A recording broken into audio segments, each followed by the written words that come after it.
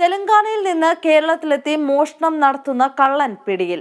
ആന്ധ്രയിലെ ഖമ്മം സ്വദേശി സമ്പതി ഉമപ്രസാദിനെയാണ് തിരുവനന്തപുരം വിമാനത്താവളത്തിൽ നിന്ന് ഷാഡോ പോലീസ് ഉൾപ്പെട്ട പ്രത്യേക സംഘം അറസ്റ്റ് ചെയ്തത്. തിരുവനന്തപുരം നഗരത്തിലെ 3 വീടുകളിൽ നിന്നുമായി ലക്ഷക്കണക്കിന് രൂപ വില വരുന്ന രത്നാഭരണങ്ങളും സ്വർണ്ണാഭരണങ്ങളും ഇയാൾ മോഷ്ടിച്ചതായി പോലീസ് പറയുന്നു. മോഷണം നടത്തിയതിനു ശേഷം വിമാനത്തിൽ മുങ്ങുകയാണ് ഇയാളുടെ പതിവ്. തെലങ്കാന സ്വദേശി സമ്പതി ഉമാപ്രസാദ് മോഷണം മുതൽ വീടിന് സമീപത്ത് പണയം വയ്ക്കും. അതിനുശേഷം വിനോദസഞ്ചാരത്തിനായി പോകും. ഇയാൾ നമ്മുടെ മൂവ്മെൻറ്റ് മൊത്തം ഫ്ലൈറ്റ്സിലാണ്. ഹൈദരാബാദിൽ നിന്ന് ഇയാൾ ഫ്ലൈറ്റ് വഴിയാണ് വരിക പോവുക. ഇയാൾ പ്ലാൻ ചെയ്ത് കഴിഞ്ഞാൽ ശരിക്കും ദർശനത്തിന് വന്നതാണ്.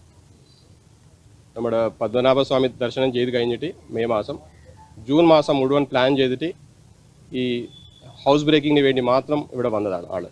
പേട്ട പോലീസ് സ്റ്റേഷൻ പരിധിയിൽപ്പെട്ട മൂലവിളാകത്ത് മോഷണം നടത്തിയ ശേഷം മുങ്ങുന്നതിൻ്റെ CCTV ദൃശ്യങ്ങൾ പോലീസിന് ലഭിച്ചു.